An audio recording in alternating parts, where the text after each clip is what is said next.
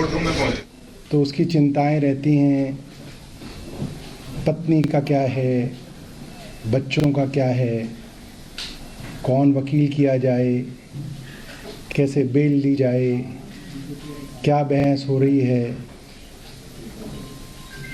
और हमारे अरविंद केजरीवाल जी ऐसे मुख्यमंत्री हैं, ऐसी मिट्टी के बने हैं कि वहाँ ईडी की हिरासत में भी उनको ये लगा हुआ है कि कहीं ऐसा तो नहीं कि मैं हिरासत में चला जाऊं और पीछे से दिल्ली के लोगों की परेशानियां बढ़ जाएं। और एक विषय उनके दिल के हमेशा बड़ा करीब रहा, दिल्ली की स्वास्थ्य व्यवस्थाएं, कि दिल्ली के अस्पतालों में समय पे इलाज मिले, गरीब को भी मिले, मिडिल क्लास को भी मिले,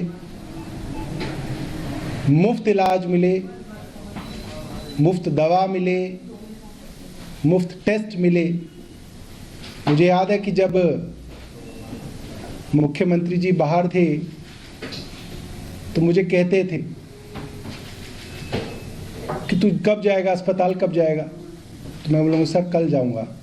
कौन से हॉस्पिटल जाएगा? मैं कहूँ सर इतने में जाऊँगा। अच्छा ठीक है। तो मैं कई बार फेसबुक लाइव और ट्विटर पे लाइव दिखता था, कई बार टीवी की तरफ से लाइव दिखता था, तो कहते थे अरे तू सीधा ही स्टोर में क्यों चला जाता है? तू पहले खिड़की पे जाया कर, जहाँ पे दवा मिलती है उस खिड़की पे जाया कर। वहाँ पे उन्हें पता नहीं लगना चाहिए कि तू मंत्री है। वहाँ लोगों का पर्चा ले लेकर पूछा कर कि इस पर्चे के अंदर 3 दवाइयाँ हैं तो कितनी मिली, देखा कर कि वही दवाई है या नहीं है। आपने सुना, इस बीच ईडी ने केजरीवाल से पुराना फोन मांगा है। सूत्रों के हवाले से खबर है केजरीवाल को फोन की जानकारी नहीं है। शराब नीति लागू करने के समय जो फोन इस्तेमाल किया जा रहा था वो गायब है। केजरीवाल के पुराने फोन की तलाश है ईडी को, और कुछ और डिजिटल डिवाइसेस की भी जानकारी लेने की कोशिश की जा रही है। ईडी को ये लगता है कि वो एक अहम सबूत हो सकता है, लेकिन केजरीवाल ने कहा, पहले ये सूत्र बताते हैं कि उनको नहीं पता कि उनके फोन कहाँ गए। शराब नीति लागू करने के समय के फोन की तलाश है। क्या किया, फिर मैं बताता था कि ऐसे किया, ऐसे किया। और मोहल्ला क्लिनिक्स के विषय में कई बार लोग डायरेक्ट शिकायत कर देते थे, तो पूछते थे कि ये मोहल्ला क्लिनिक यहाँ पे है, इसमें तो इतने दिनों से डॉक्टर नहीं है, क्यों नहीं है? इतने दिनों से है तो अफसर ने क्या कार्रवाई की, तुमने क्या किया?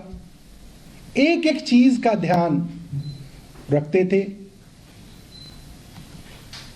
और पता नहीं किस मिट्टी से बने हैं कि आज हिरासत में हैं तो भी दिल्ली के लोगों के स्वास्थ्य की चिंता है। उन्होंने एक डायरेक्शन मुझे भेजी है कि सीएम साहब ये जान के बेहद व्यथित हैं कि दिल्ली के कई अस्पतालों में और मोहल्ला क्लिनिकों के अंदर दवाइयाँ उपलब्ध नहीं हैं। कुछ अस्पतालों में, मोहल्ला क्लिनिकों के अंदर जो मुफ्त टेस्ट होते हैं, जो मुफ्त ब्लड टेस्ट होते हैं और सैंपल्स होते हैं, वो उपलब्ध नहीं हैं।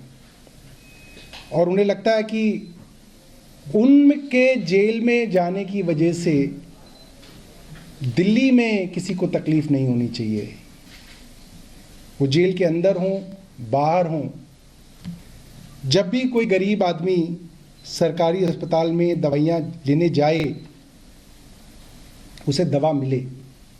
और अगर उस गरीब आदमी को दवा नहीं मिलेगी, एक बड़ी साधारण सी बात है दोस्तों कि एक मिडिल क्लास आदमी अगर अस्पताल में जाए, दवा ना मिले तो वो खरीद सकता है, मगर दिल्ली के अंदर लाखों ऐसे गरीब परिवार हैं जो दवाइयों के लिए पूरी तरीके से सरकारी अस्पतालों में आश्रित हैं।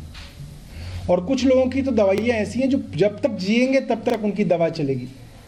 किडनी की जिनको बीमारियां हैं, जब तक जिएंगे तब तक डायलिसिस होगा, जब तक जिएंगे दवा चलेगी। ब्लड प्रेशर की दवा है, डायबिटीज़ की दवा है, इस तरह की कई ऐसी चीज़ें हैं जिनकी दवा के लिए और इसी बीच एक और बड़ी खबर आ रही है, केजरीवाल पर गिरिराज सिंह ने जोरदार हमला बोला है। दिल्ली की जनता के पैसे का घपला है ये, हर विभाग ने आम आदमी पार्टी ने घोटाला किया है। गिरिराज सिंह केंद्रीय मंत्री, वो अब आम आदमी पार्टी पर निशाना साध रहे हैं। केजरीवाल पर गिरिराज सिंह ने जोरदार हमला बोला। गिरिराज सिंह ने कहा कि दिल्ली की जनता के पैसे का घपला किया गया है, हर विभाग में आपने घोटाला किया है। तो देखिए क्या कुछ कहा है, सुनाते हैं आपको। कानूनी कार्रवाई नहीं हो, भ्रष्टाचार अगर हो तो। केजरीवाल जी तो दवा और दारू दोनों खा गए। लालू जी तो बेचारे, उन पर आरोप लगा चारा का खाने का, ये तो दवा दारू दोनों खा गए। भाई किसका खा गए? राज्य का। दवा किसका खाया? गलत दवा दे करके, आपने सुना ही होगा। ये दवा दारू दोनों निकल गए। तो अगर निकल गए, कहते थे कि अन्ना हजारे के आंदोलन में मैं तो गरीबों का उद्धार करूंगा, लेकिन मैं रहूंगा साधारण मकान में 2 कमरे में।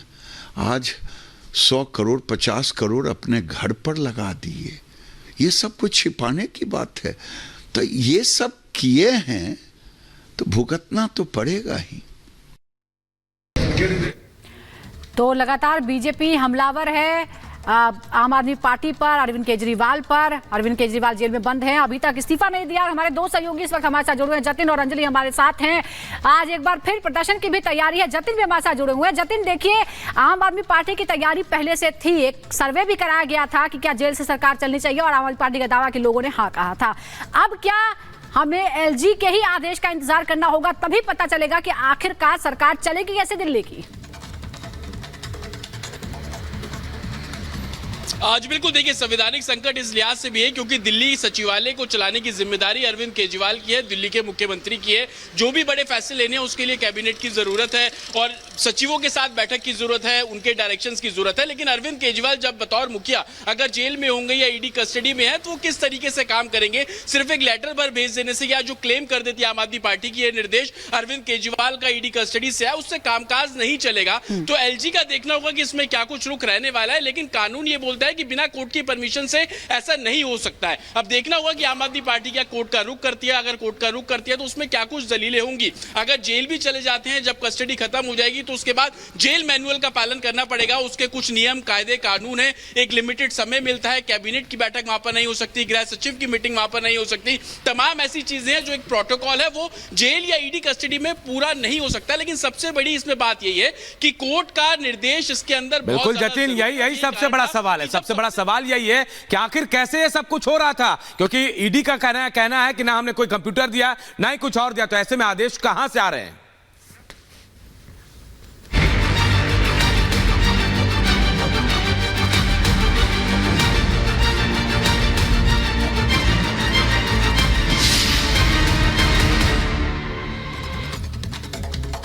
और बात माखती है माफिया मुख्तार की, जिससे जुड़ी एक बड़ी खबर, बड़े अपडेट आपको बता देते हैं। जो बांदा मेडिकल कॉलेज अस्पताल में भर्ती हैं, और ये बड़ी अपडेट ये है कि मुख्तार की हालत खतरे से बाहर बताई जा रही है। जो मेडिकल स्टेटमेंट आया कॉलेज का, उससे ये जानकारी मिल रही है कि खतरे से बाहर है मुख्तार की हालत। बांदा मेडिकल कॉलेज में भर्ती है मुख्तार की हालत पर मेडिकल कॉलेज का ये स्टेटमेंट सामने आया। अब तक जो खबर चल रही थी उसमें यह बताया जा रहा था कि मुख्तार की हालत बेहद खराब है, गंभीर है, आईसीयू में भर्ती है। लेकिन जो अपडेट जानकारी मिल रही है उसके मुताबिक मुख्तार की हालत पर मेडिकल कॉलेज का स्टेटमेंट भी सामने आ गया है। मुख्तार की हालत के बारे में बताया जा रहा है मेडिकल स्टेटमेंट में कि खतरे से बाहर है मुख्तार।